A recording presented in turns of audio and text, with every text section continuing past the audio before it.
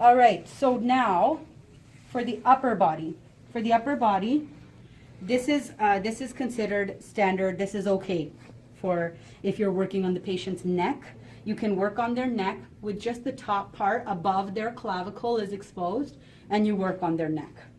Most patients will naturally bring their arms out when you put them in this position because they feel very confined in this space. So they will naturally bring their arms out, okay? But if they do not, how you can secure this draping, just gonna pull the sheet from the bottom.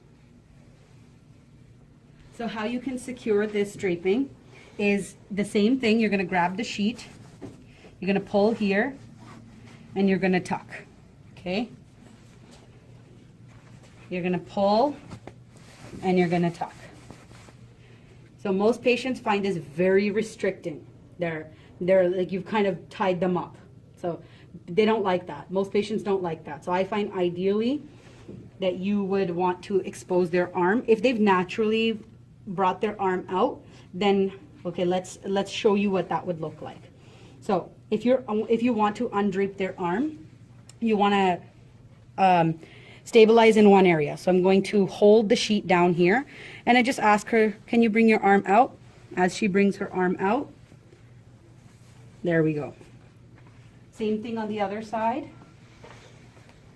So we're going to hold here. She's going to bring her arm out, and we're going to do that. So now you can see that her chest, upper chest, is exposed. So this is okay as long as you don't touch the area. You have it exposed, but you don't touch it. You may only touch this area with written consent. So sometimes you can use, sometimes people use blankets, and that will help to not make, especially women, feel like their breasts are showing, the nipples are showing. So the blanket helps with that. With COVID-19, a lot of people are not using blankets because it's hard to wash the blanket between each patient. So what you could do to prevent her from feeling exposed is place a towel over her breasts, and then she just brings her arm out on each side. Can you bring your arm out on the other side too? There you go. So this will make her feel like, her breasts are not exposed. So as I was saying, the upper chest wall may not be touched unless you have written consent. If you do have written consent, you're fine. Otherwise, don't touch it. So now we have her arm exposed, and we would do treatment on her arm, okay? So now moving on to a little bit more about the draping guidelines. So when you saw initially the patient, she was like this. So that's where you are allowed to undrape. If there's no need to work on the chest, that's where you should try to undrape till. It's just until the level of her clavicle. Now, if you are working on her chest wall, you would work down to the rise of the breast, okay? So wherever the breast rises is your boundary. So I would consider this is the boundary. Or the other boundary is the axillary line. So wherever the armpit is.